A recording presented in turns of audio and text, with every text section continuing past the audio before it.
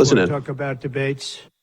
I think that our country is right now in the most dangerous position it's ever been in from an economic standpoint, from a safety standpoint. Both gangs on the street and, frankly, gangs outside of our country in the form of other countries that are, frankly, very powerful. They're very powerful countries, and we don't know what we're doing. We have leadership that has no clue how to handle them or how to handle any other situation. We have a lot of bad things coming up. You could end up in a depression of the 1929 variety, which would be a devastating thing. Took many years, took decades to recover from it. And we're very close to that, and we're very close to a world war. In my opinion, we're very close to a world war. We have people that don't know how to handle it. They're not respected. All over the world, they're laughed at. And we can't have that. Most dangerous period of time I've ever seen for our country. With that being said, we have somebody that hasn't received one vote for president, and she's running, and that's fine with me. But we were given Joe Biden, and now we're given somebody else. And I think, frankly, I'd rather be running against somebody else. But that was their choice. They decided to do that because Kamala's record is horrible. She's a radical left person at a level that nobody's seen. She picked a radical left man that is, he's got things done that he has positions that are just not, it's not even possible to believe that they exist. He's going for things that nobody's ever even heard of. Heavy into the transgender world, heavy into lots of different worlds having to do with safety. He doesn't want to have borders. He doesn't want to have walls. He doesn't want to have any form of safety for our country. He doesn't mind people coming in from prisons, and neither does she, I guess, because she's not, she couldn't care less. She's the border czar. By the way, she was the border czar 100%. And all of a sudden, for the last few weeks, she's not the border czar anymore, like nobody ever said it. And I just hope that the media becomes more diligent, more honest, frankly, because if they're not going to be honest, it's going to be much tougher to bring our country back. We have a very, very sick country right now. You saw the other day with the stock market crashing. That was just the beginning. That was just the beginning. It's going to get worse. It's going to get a lot worse, in my opinion. And fortunately, we've had some very good polls over the last fairly short period of time. Rasmussen came out today. We're substantially leading, and others came out today that we're leading, and in some cases substantially. I guess MSNBC came out, or CNBC came out also with a poll that was, has us leading, and leading fairly big in swing states. In some polls, I'm leading very big in swing states because they want safety. People want safety. They want security. They want respect all around the world for our country. They don't want this horrible culture that is developing. A culture of no common sense. It's really a culture of no common sense, and it's not what anyone wants. We want to have a safe country.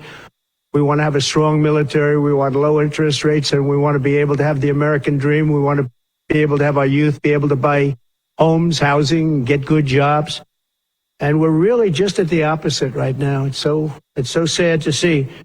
But as a border czar, she's been the worst border czar in history, in the world history.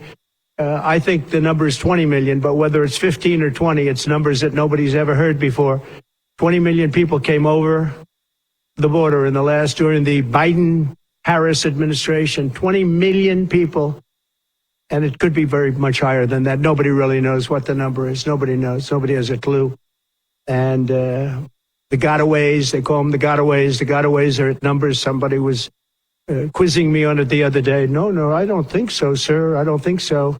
They have no idea what those numbers are, but they're much higher than you would think. Just like far more people were killed in the Ukraine-Russia war than you ever report. Just like the October 7th would have never happened. Russia would have never hit Ukraine had the election result been called differently.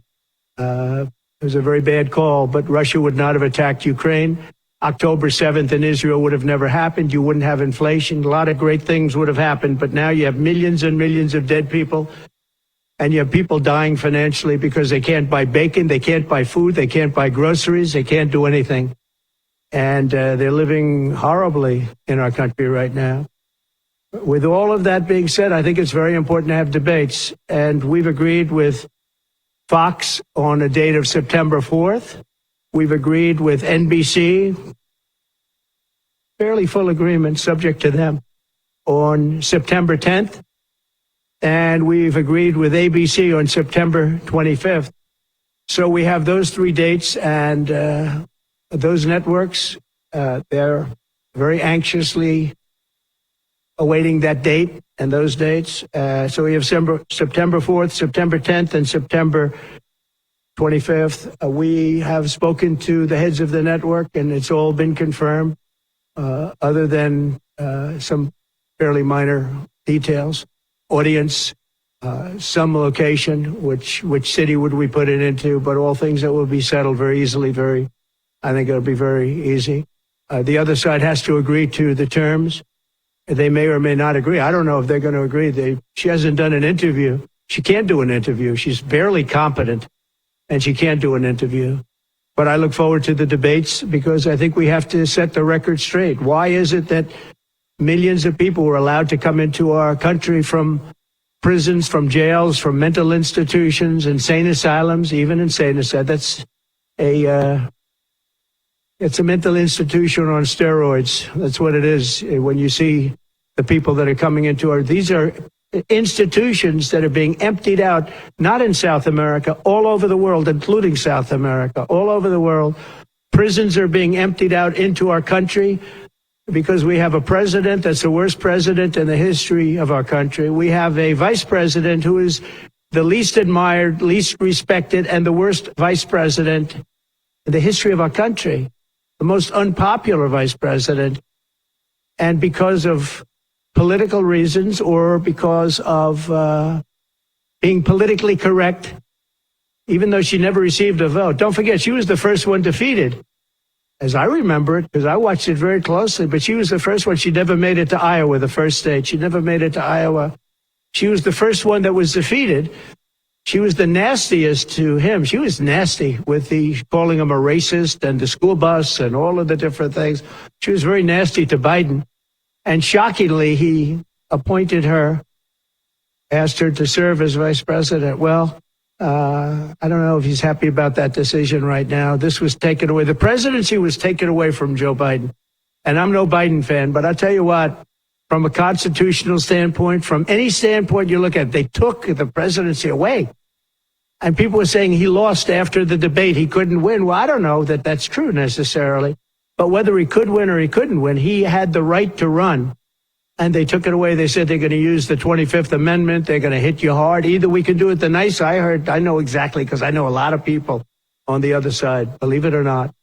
And they said, we'll do it the nice way or we'll do it the hard way. And he said, all right. So they've really taken, what they've done is pretty incredible.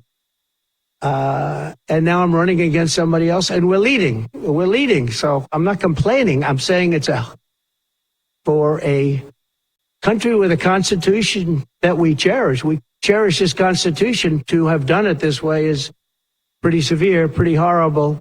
You would have thought they would have gone out to a vote. They would have had a primary system. They would have done something, but to just take it away from him like he was a child. And he's a very angry man right now, I can tell you that. He's not happy with Obama, and he's not happy with Nancy Pelosi, crazy Nancy. She is crazy, too.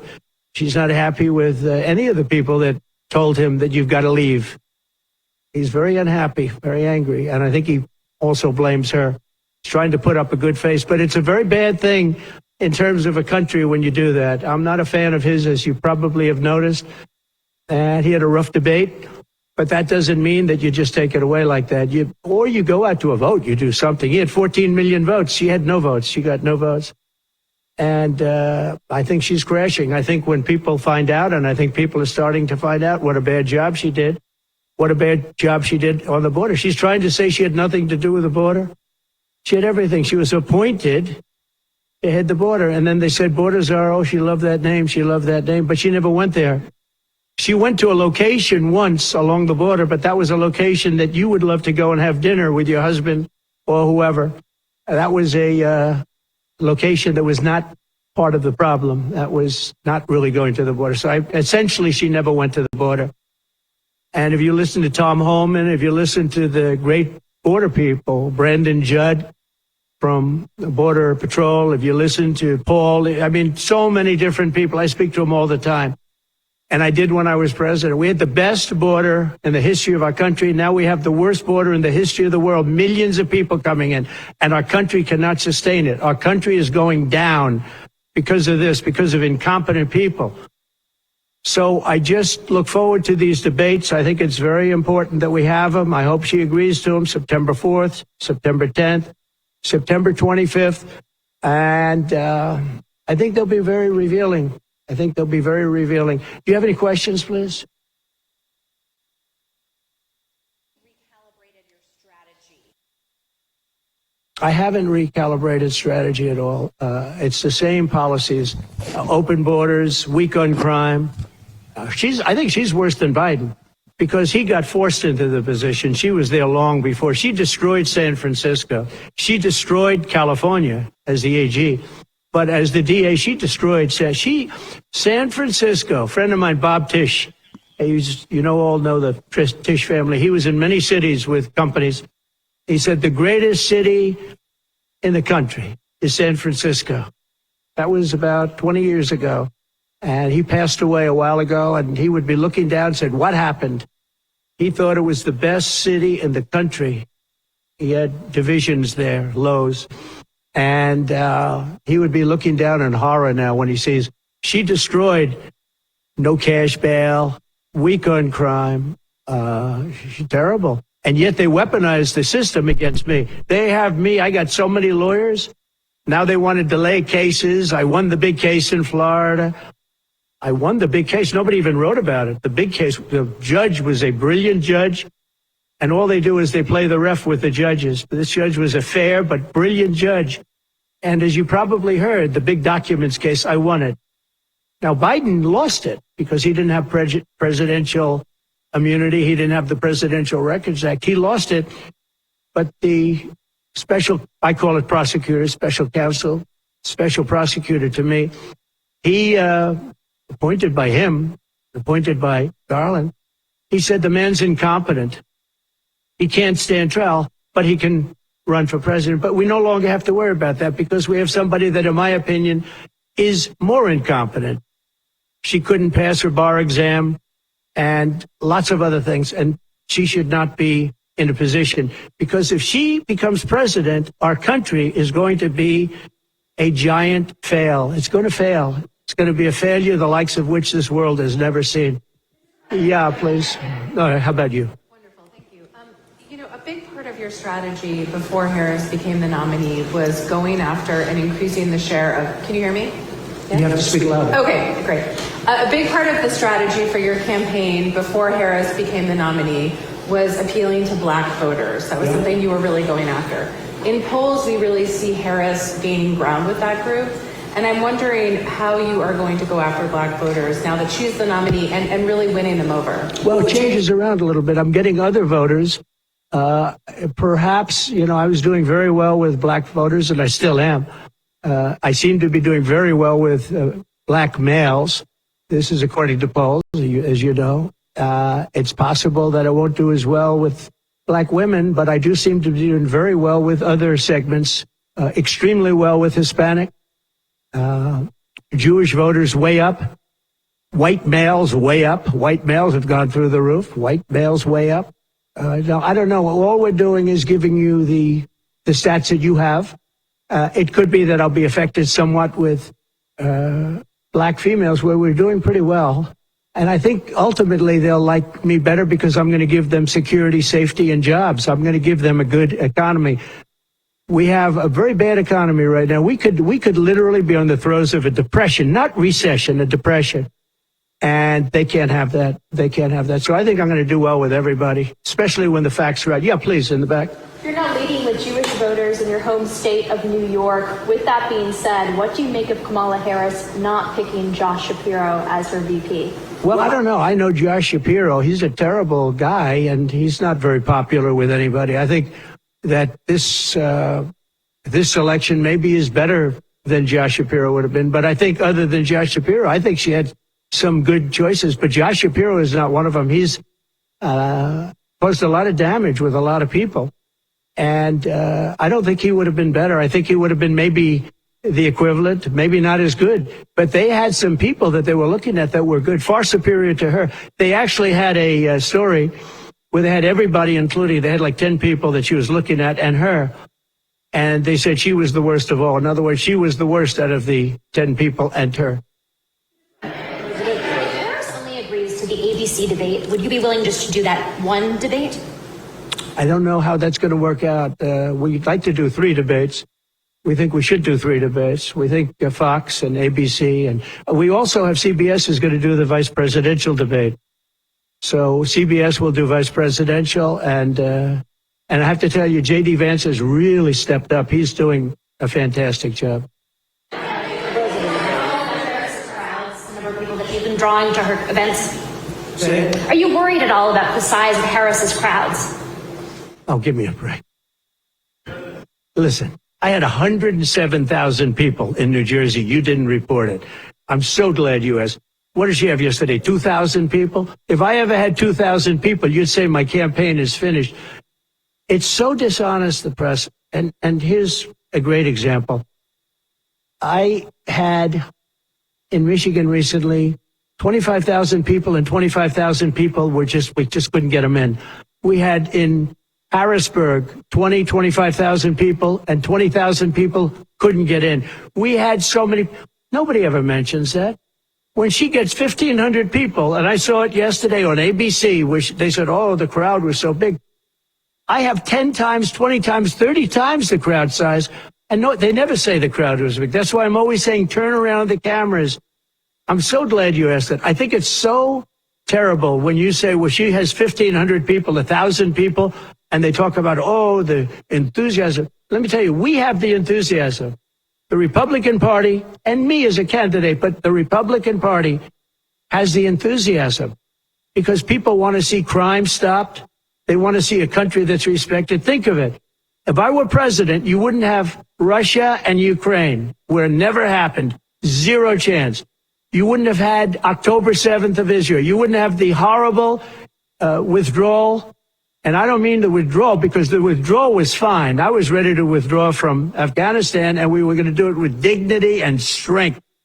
And we were keeping our equipment. We weren't leaving $85 billion worth of equipment behind. And we wouldn't have had 13 great soldiers. I know the families of those soldiers well.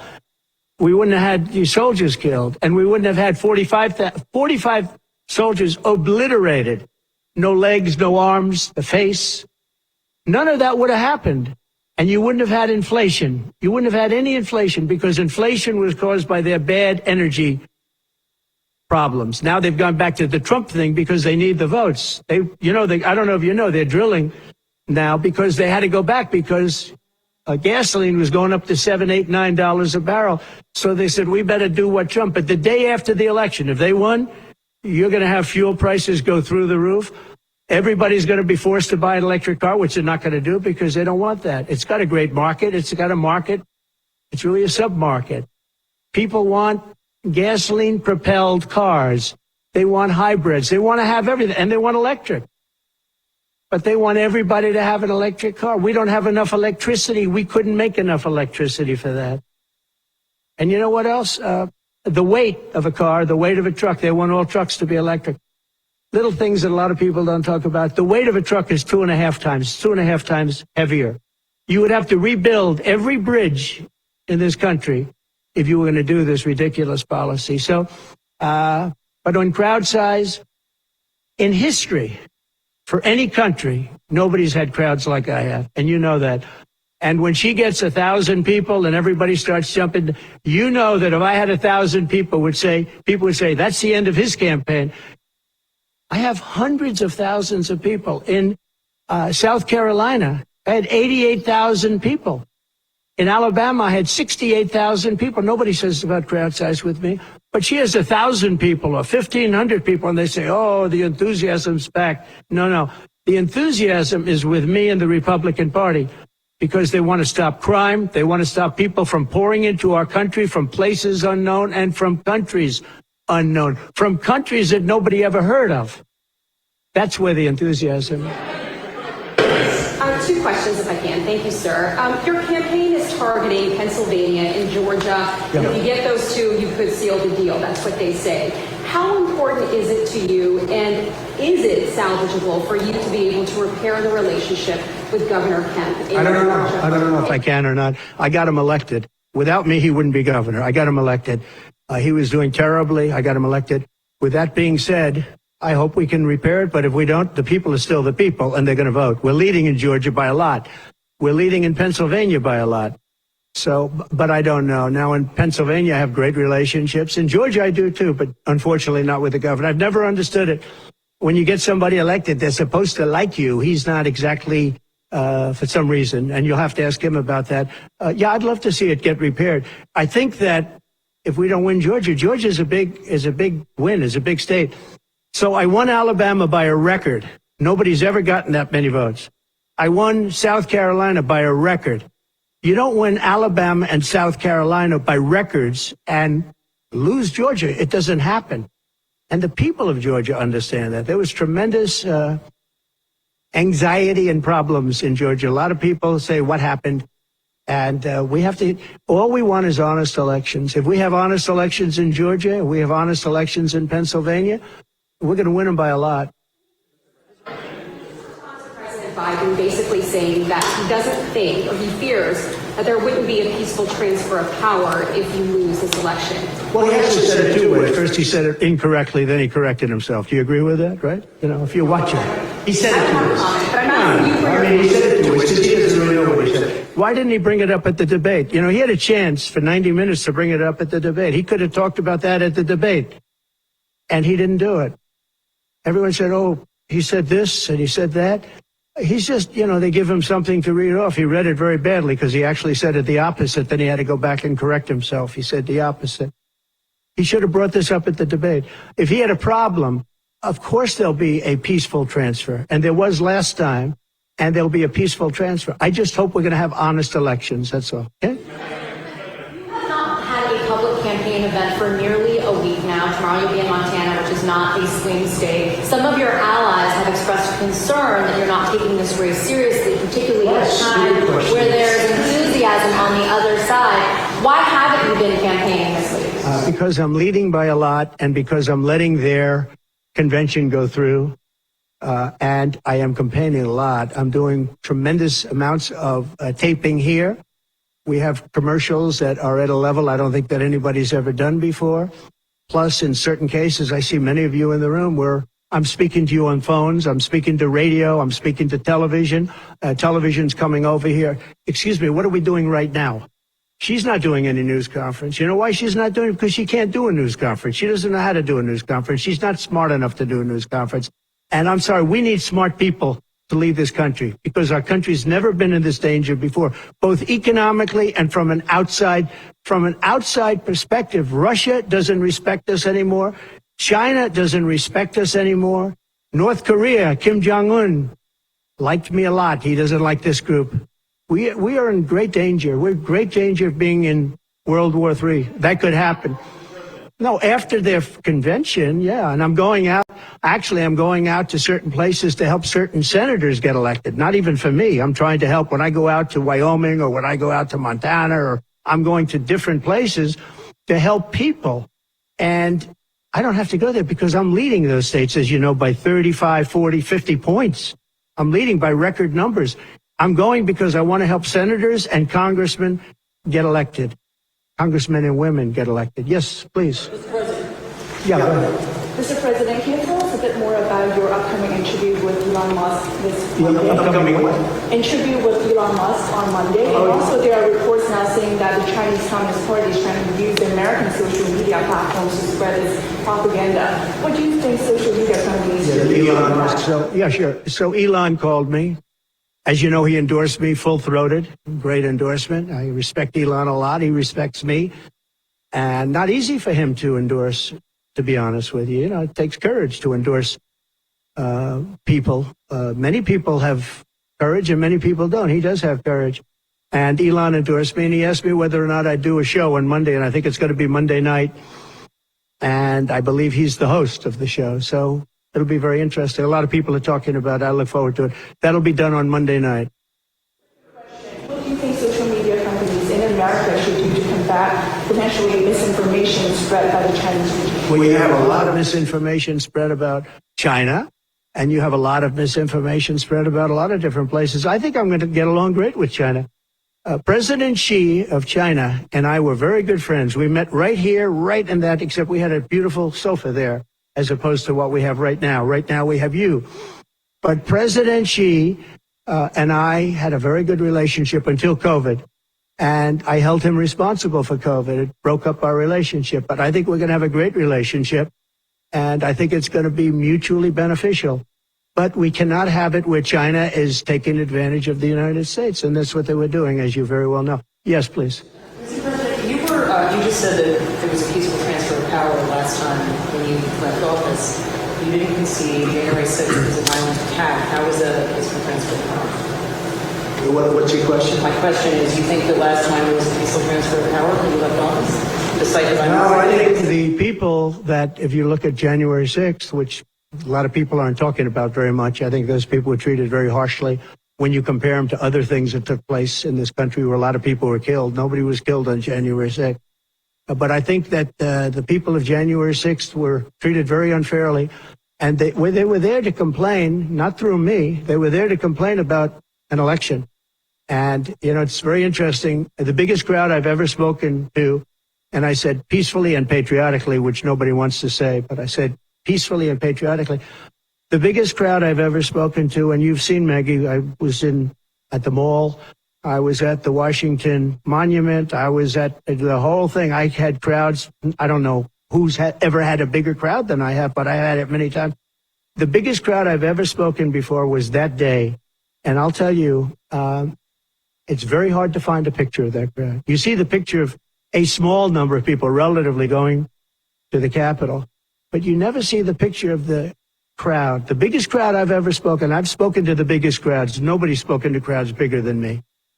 If you look at Martin Luther King, when he did his speech, his great speech, and you look at ours, same real estate, same everything, same number of people, if not, we had more.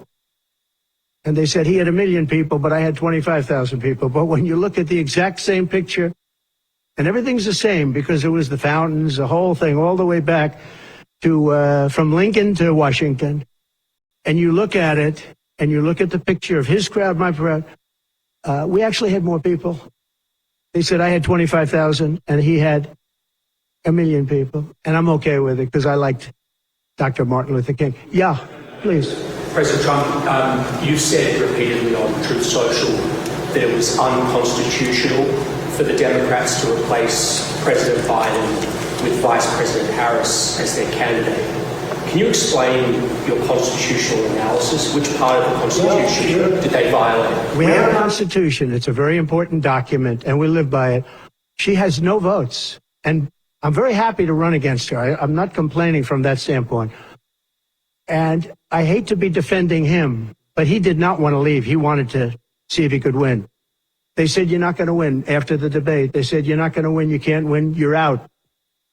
And at first they said it nicely, and he wasn't leaving. And then you know it better than anybody.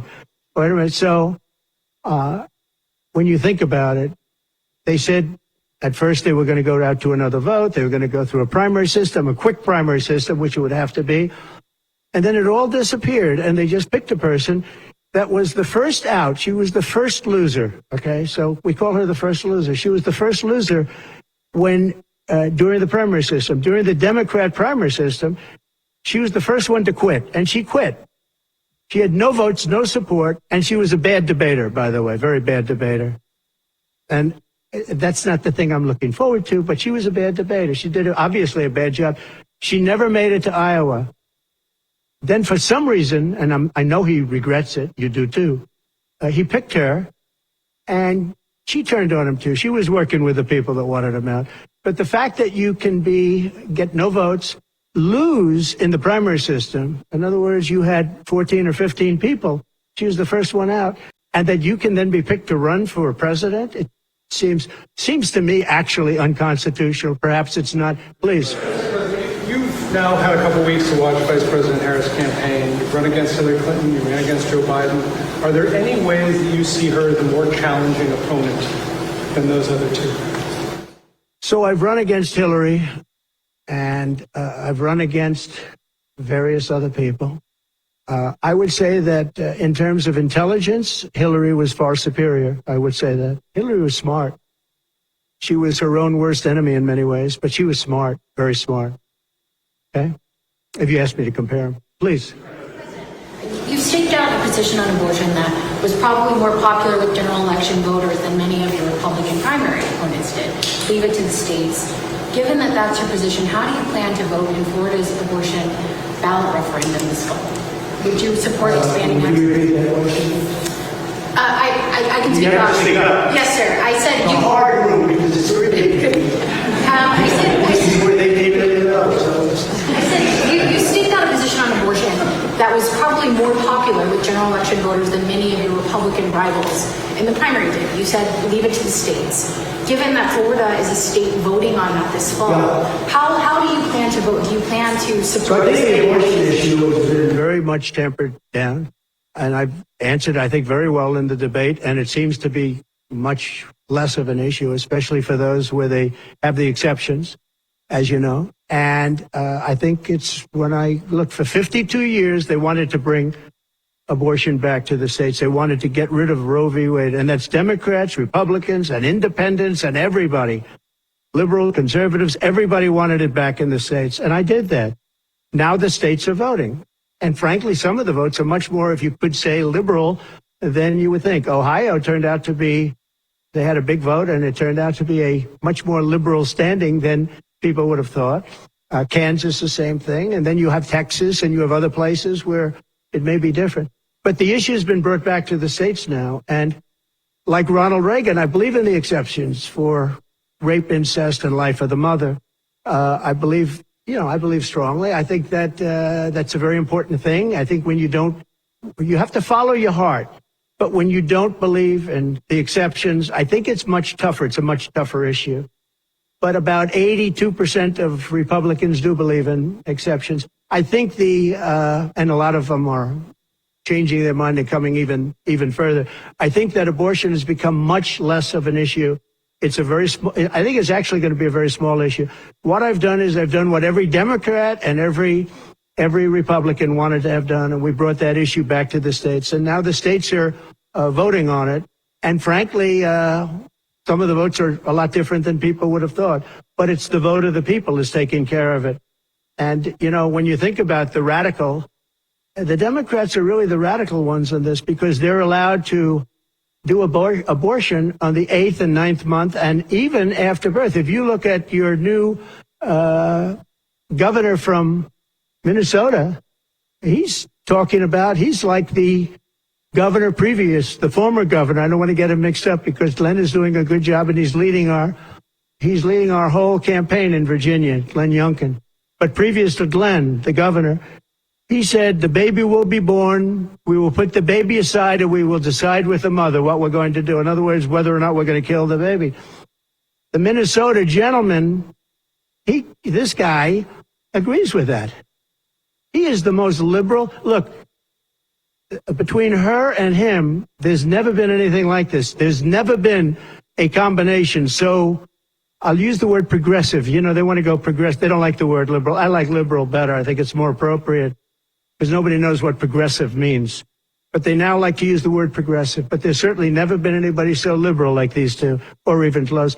I think the abortion issue has been taken down many notches. I don't think it's a big factor anymore, really.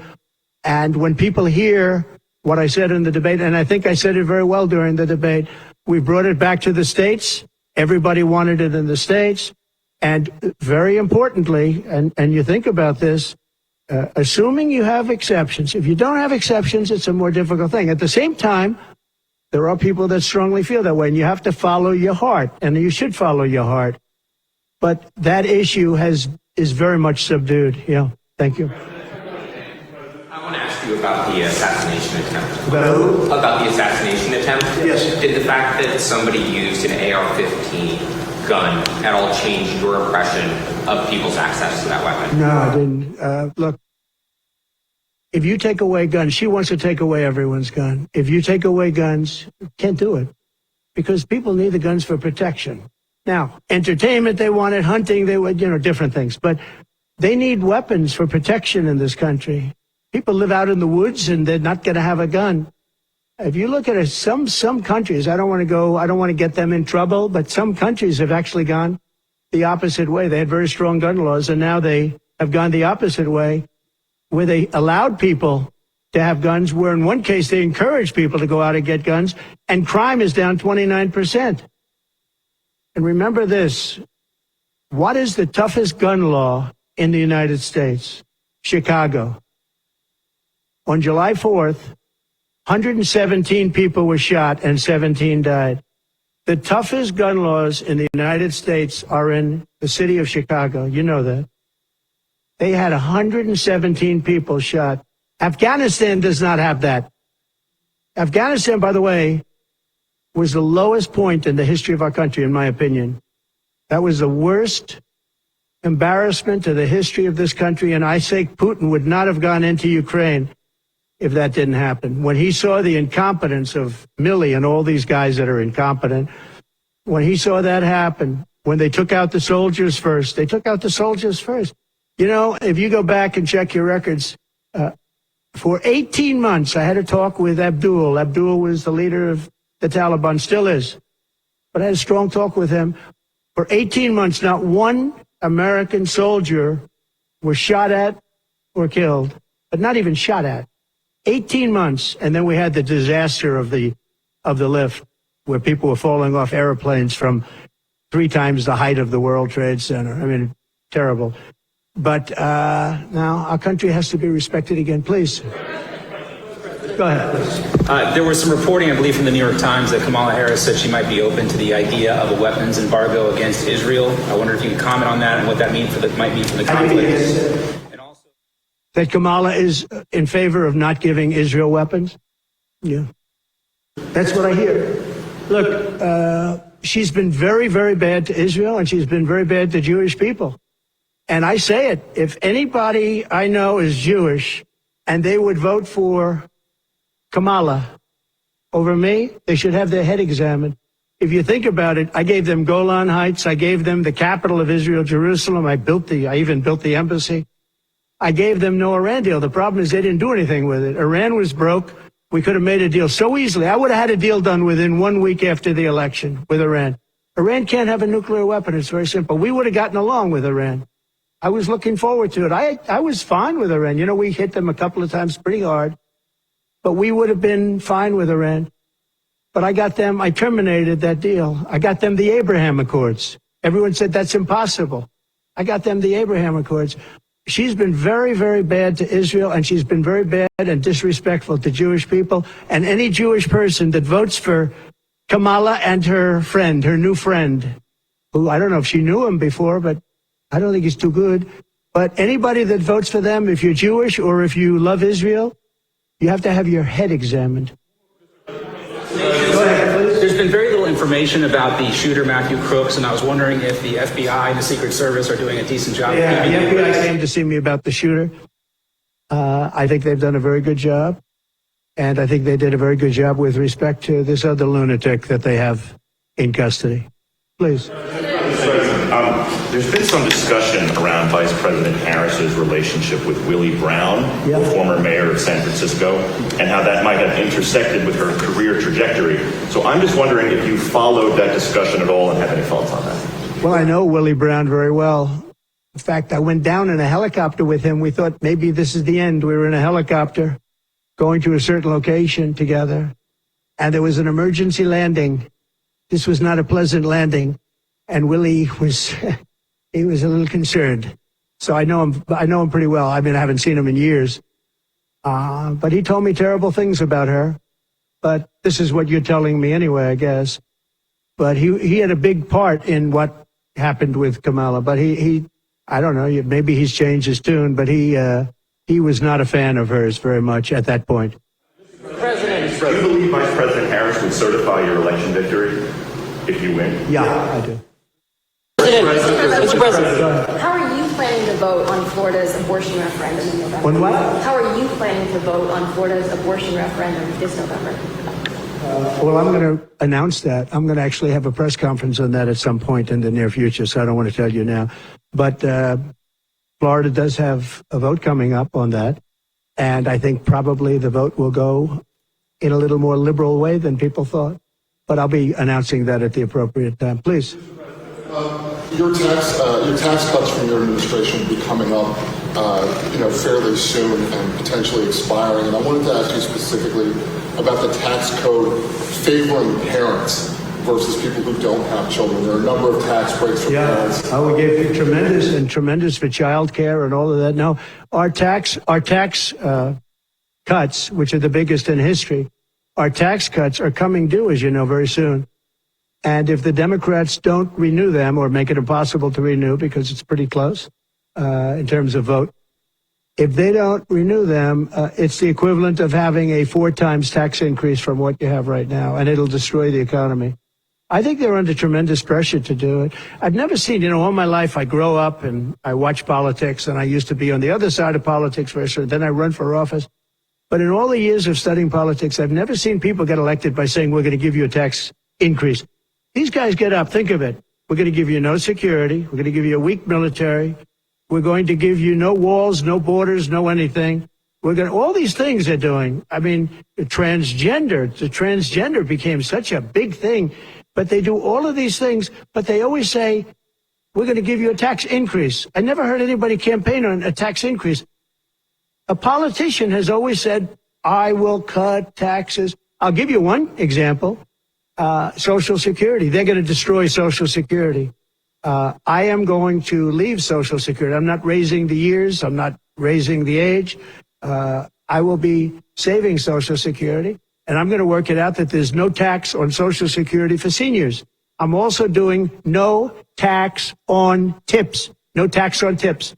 So waiters, waitresses, caddies, people that drive cars, people that get tips who have been harassed by this government, we're going to have no tax on tips. That's a big thing. Do you believe that the imprisonment of Steve Bannon was politically motivated? Yeah. Mr. President. Because other people have done far bigger things than Steve Bannon. Sure, it's politically motivated. I think it's a horrible thing they did. Look, they've weaponized government against me. Look at the Florida case. It was a totally weaponized case. All of these cases, by the way, the New York cases are totally controlled out of the Department of Justice. They sent their top person to the various places. They went to the AG's office, got that one going. Then he went to the DA's office, got that one going, ran through it. No, this is all politics, and it's a disgrace. Never happened in this country. It's very common that it happens, but not in our country. It happens in banana republics and third world countries, and that's what we're becoming. We have no borders. We have bad voting regulations. Anytime you have mail-in ballots, you're going to have problems. France learned that lesson. France had all mail-in voting, and they went back to paper ballots, voter identification, voter ID. They went back to a normal system, one-day voting. They don't want to be around, voting for 64 days. And look, the election, I keep talking about November 5th, but the election really starts on September 6th. That's when it starts because it's early voting. We should have one-day voting. We should have paper ballots. We should have voter ID, and we should have proof of citizenship. Please. Mr. President, No, the gentleman.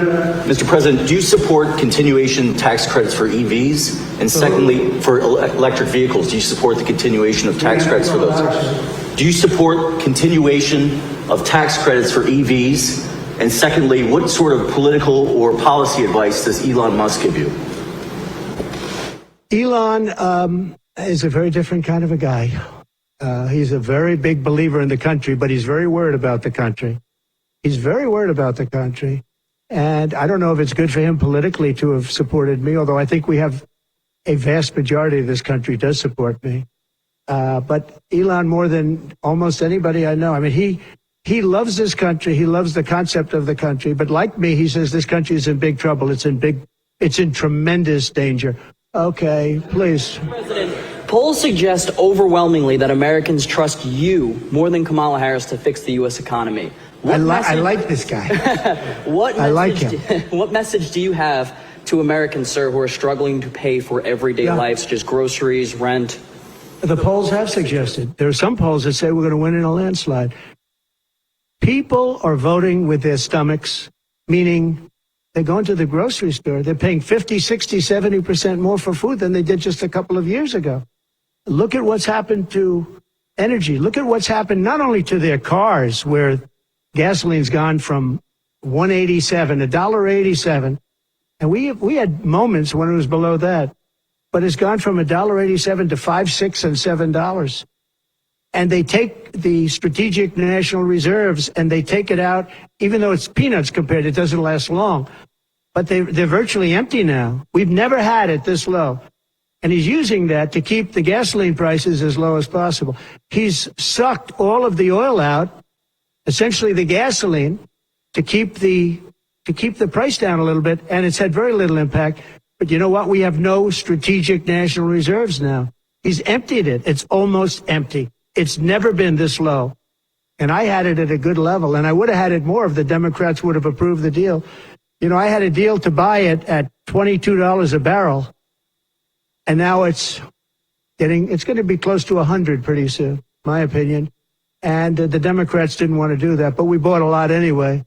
And we had it pretty good. And what they've done to the national reserves, the strategic national reserves, is, as you know very well, because you cover it, but what they've done is incredible. They've just, for the sake of getting some votes, for the sake of having gasoline, you know, that's meant for wars. It's meant for like tragedy. It's not meant to keep a gasoline price down so that somebody can vote for Biden, or in this case, Kamala, who, by the way, is worse than Biden. And she's actually not as smart. Okay? She's actually not as smart. That's hard to believe, isn't it? Yeah, please. I have a political question, but I want to ask a follow-up to one of the abortion questions. Okay. There are other things the federal government could do, not just a ban.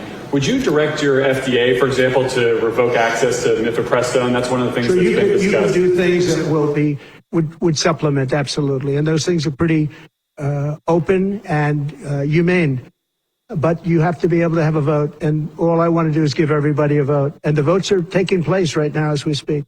Yeah. But it's there are many things on a humane basis that you can do outside of that. But you also have to give a vote, and the people are going to have to decide. Okay, yes, please. Kamala Harris is worse than President Biden? On I know you said you think you're very. No, I think she's actually not as smart as he is. Well, you said you think you're very. I don't think he's very smart either. But I know I'm not a big fan of his brain, but I think that she's actually not as smart as he is. Attribute her rising in the polls as becoming a more competitive race since she's taken over. Well, she's a woman. She represents certain groups of people, but I will say this. When people find out about her, I think she'll be much less. And I see it right now. I see her going way down in the polls now. Now that people are finding out that she destroyed San Francisco, she destroyed the state of California along with Governor Gavin Newsom. He's been a terrible governor, terrible. But they did it together. And she was early. I mean, she was the first of the prosecutors, really. You know, now you see Philadelphia, you see Los Angeles, you see New York, you see various people that are very bad. But she was the first of the bad prosecutors. She was early. Having daily press briefings? Will your White House do daily press briefings? Will you commit to that? Your White House. Will you read it? Yeah, speak up. When you're elected, will you commit to your White House doing daily press briefings? Do you hear her?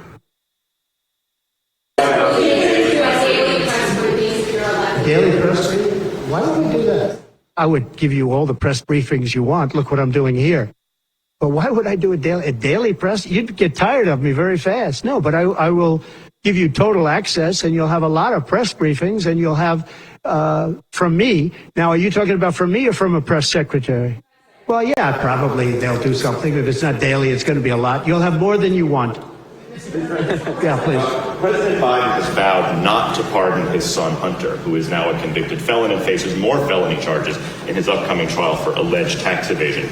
Would you consider granting clemency or a pardon to Hunter I don't think Biden? it's appropriate for me to talk about it. I think it's a tragic story. You want to know the truth. And I felt that with Hillary Clinton, too. You know, with Hillary Clinton, I could have done things to her that would have made your head spin. I thought it was a very bad thing. Take the wife of a president of the United States and put her in jail. And then I see the way they treat me. That's the way it goes. But I was very protective of her. Nobody would understand that, but I was. I think my people understand it. They used to say, lock her up, and I'd say, just relax, please. We won the election. I think it would be I think it would have been horrible for our country and we had her between the hammering of all of the files. And don't forget, she got a subpoena from the United States Congress. And then after getting the subpoena, she destroyed everything that she was supposed to get. I thought it was so bad to take her and put her in jail, the wife of a president of the United States. And then when it's my turn, nobody thinks that way. I thought it was a very terrible thing. And she did a lot of very bad things. I'll tell you what, she was pretty evil. But in terms of the country and in terms of unifying the country, bringing it back, to have taken her and to have put her in jail, and I think you know the things as well as I do. There were some pretty bad acts that she did. I think it would have been very bad for our country. And a lot of my people, a lot of the MAGA, as they call them, but the base. And I think the base is 75% of the country, far beyond the Republican Party, because we're a party of common sense, and I'm a person of common sense. I want to have low taxes. I want to have strong borders. I want to have a strong military so that China and Russia, look, they've allowed China and Russia to do the impossible combined. They're natural enemies. They always have been, because China needs more land and Russia has it. They've always been natural enemies, and because of Obama, it started with him, and then Biden, because he didn't know what the hell he was doing, they've now become one force. And then now they're adding Iran to it, and they're adding North Korea to it. Pretty powerful force. This is something that is unthinkable that they allowed to happen. Just to put a button on this, you're saying today you're not going to change your campaign strategy. You're going to keep going with the issues. But what if this so-called honeymoon period doesn't end and you can't break away from the honeymoon period? Look, she's got a convention coming up. It's about policy. It's not about her. I think she's incompetent because I've watched her. She destroyed California. She destroyed San Francisco. Everything she's touched has turned to bad things. I'm not going to use foul language, but everything she's touched has turned bad. She's incompetent.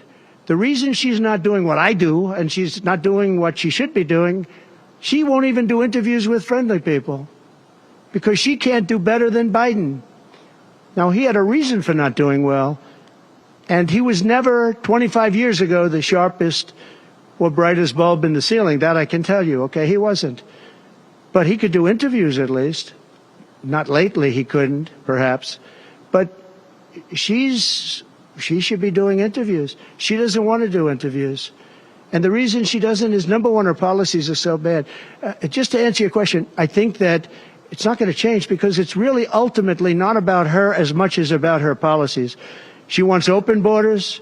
She wants to defund the police. She wants to defund the police. She wants to take away your guns. Anybody that thinks they're not going to come after your guns, you know, when I was president, I totally protected the guns. And I think it's very important. And I know I take some heat sometimes for it, but you have to have safety. You have to have, when the bad guy walks in with a gun, you got to have some way of protecting yourself. And boy, that would be, you would see crime go up at levels that you've never seen. When people say on the side of the house, this house has guns, we will use the guns, they say, let's pass.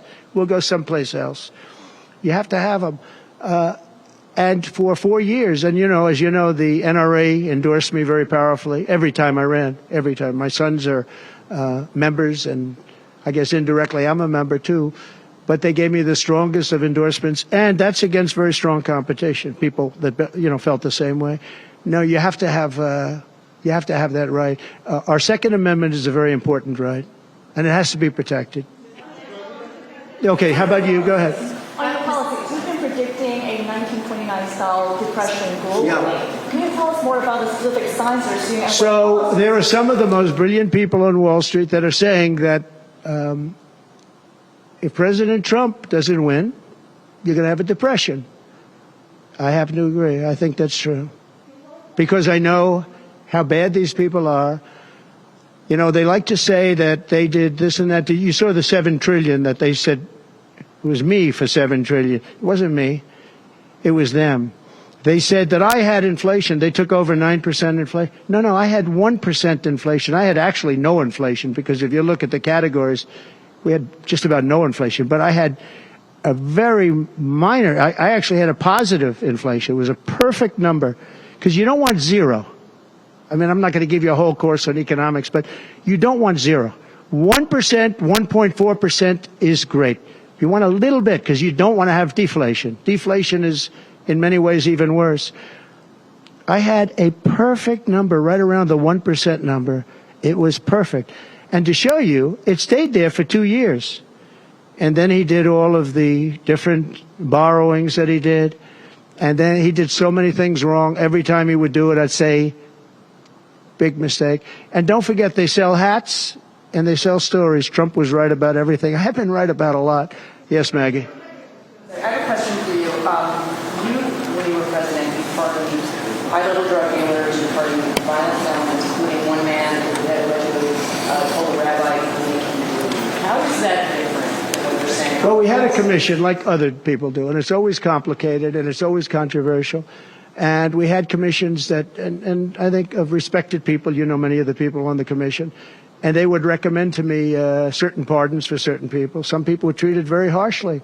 A fantastic woman, as you know, she served 24 years for being on a phone call having to do with drugs. You know who I'm talking about. She was great. And she had another 24 years to go. And it was largely about marijuana, which in many cases is now legalized, okay? But we had many very highly regarded people on a commission, and they'd recommend, and they'd put a reason why. Some people were, served time, but they served a lot of time for something that today people wouldn't even serve time by. Well, for the most part, I think they did. I mean, they did. They go through. They went through. I had a commission. It was a very important commission to me, and highly respected people. And frankly, they came up with some decisions that I wouldn't necessarily agree with, but I did it. But I let a lot of people out that had no representation. I went to people in jails, in prison that we respected. I said, how many of these people should be let out? We let out large groups of low-income people that were serving like 40 years for something that today you wouldn't even be put in jail for. We had very few people let out because I said I really don't want to let people out where they had a lot of violence, where they had killing, et cetera, et cetera. And for the most part, we didn't do that. Yeah, please. Thank you, Mr. President. Regarding the Fed, if you win in November, do you want more of a say over the Fed on issues like the interest rate? And do you think that you can manage over the Federal Reserve? And do you think that you can manage a soft landing in the economy with the current leadership in place? Right. Well, look, the Federal Reserve is a very interesting thing, and it's sort of gotten it wrong a lot. And he's tending to be a little bit late on things. He gets a little bit too early and a little bit too late. And, that's very largely it's a gut feeling. I believe it's really a gut feeling. And I used to have it out with him. I had it out with him a couple of times very strongly. I fought him very hard. And, we get along fine. We get along fine. But I feel the president should have at least say in there. Yeah, I feel that strongly. I think that in my case, I made a lot of money. I was very successful. And I think I have a better instinct than, in many cases, people that would be on the Federal Reserve or the chairman. Yeah. People going to prison for marijuana. Harris supports rescheduling marijuana and also says that no one should go to prison for a marijuana offense. Do you agree with those positions? Well, as we legalize it, I start to agree a lot more because, it's being illegalized all over the country. Florida has something coming up. I'll be making a statement about that fairly soon. But as we legalize it throughout the country, whether that's a good thing or a bad thing, it's awfully hard to have people all over the jails that are in jail right now for something that's legal. So I think obviously, there's a lot of sentiment to doing that. Yeah, please. Mr. President, Kamala Harris's father is Jamaican American, and she went to a historically black college. How is she only recently deciding to be black? Well, you'll have to ask her that question because she's the one that said it. I didn't say it. So you'll have to ask her, and I very much appreciate that question, but you'll have to ask her. But I've known her for a long time.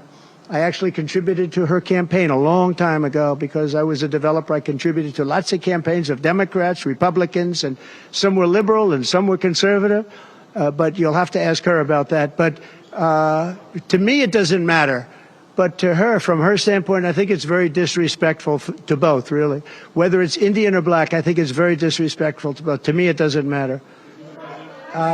Please, red dress. One in the assassination, is your ear fully recovered? Is there a scar? Do you have any hearing damage from that? Pretty much recovered, yeah. I'm a fast healer. It's a hell of a shot, but I'm a fast healer. Yeah, pretty much recovered. Do you have any hearing damage from No, it didn't hit that. I got very lucky. It just hit the lobe, as they call it. Is there a scar on your ear? Yeah, a little bit, not much. Mr. President, I want to ask you about your mass on immigration. A little bit. Immigration question. You've been running on the idea of mass deportations. You say the biggest in American history is basically what you want. When Senator Vance has been asked about that, he's sort of suggested that really you only need to go after people who've been convicted of crimes. Well, we're starting there. Yeah. So what are you really talking about here? How will you pay for it? And do you think you can pass We are going to start Congress? the largest mass deportation in the history of our country because we have no choice. It's not sustainable. And we are going to start with violent criminals, and we're going to start then with criminals. And our local police is going to work with us because they know everything about the people. They know their names. They know everything about them. They know their middle name. They know their numbers. And as you know, the other side is trying. Look, for years I wondered, why are they allowing these people to come in at levels like this? It was incredible. And I said two reasons. They're either really stupid, and I don't believe they're stupid, because anybody that can cheat on elections like they cheat is not stupid. Or, in the alternative, they have bad motives or they hate our country. And I used to think they hate our country. But lately I've seen where they're trying to sign these people up to vote. And they have to stop. They cannot let illegal immigrants vote in this upcoming election. All right, one more question. Go ahead, one more. Make it a good one, please. Okay, regarding Social Security taxes for seniors, right. We've talked about a while. Experts say that the policy could increase the deficit by $1.6 trillion. So how would it work in your view? We have so many ways of making money in this country. We're not going to affect our Social Security. We're not changing it. And I proved that over 4 years. And we're going to do it. It's very unfair to people. They spend their life and they're great citizens and they pay in. We're not going to charge tax to Social Security, the seniors. We're not going to do it. We're not going to charge. And also tax. I say the two things. We're going to have no tax on seniors, Social Security, and we're going to have no tax on tips. Very simple. And we are a country that has so many different ways to make money. We have under our feet more liquid gold, I call it oil and gas, than any country in the world, much more than Saudi Arabia, much more than Russia. We have so many different ways we can make money. We're not going to hurt our seniors with Social Security, and we're not going to charge them tax. Okay? If sanctuary cities or municipalities are unwilling to cooperate, how do you plan to enforce that and use the federal? We should not have sanctuary cities. Sanctuary cities is a way of protecting criminals, and we should not have sanctuary cities. And if you go to California, and I know it well, I have property out there, great property. If you go to California and you ask the people of California, do they like the idea of sanctuary cities? They don't like it. They're tired of it. They're tired of crime. They're tired of what's happened to our country. Our country's become a crime-ridden mess, and we're going to stop it on November 5th. Thank you very much, everybody. Thank you. Thank you.